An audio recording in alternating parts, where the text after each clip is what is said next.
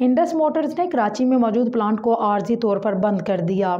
इससे कबल भी ये कंपनी कई बार अपना प्लांट बंद कर चुकी है, जबकि इंडस मोटर्स कंपनी ने मुआशी गैर यकीनी खाम माल पर महंगाई के असरात और पैदावारी लागत में इजाफे के पेश नज़र टोयोटा गाड़ियों की कीमतों में 2,80,000 से 12 लाख रुपए तक का इजाफा किया था।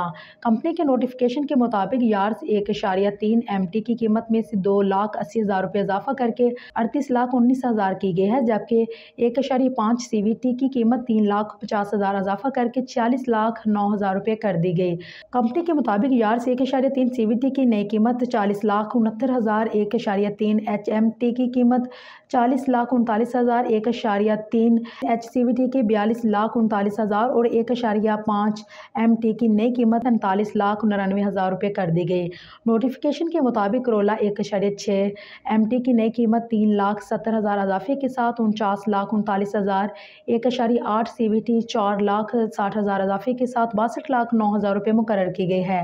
इसी तरह करोला के मॉडल 1.6 CVT की नई कीमत 53,69,000, UPSPEC की कीमत 59,09,000 और 1.8 CVT SR की नई कीमत 61,69,000 रुपये कर दी गई।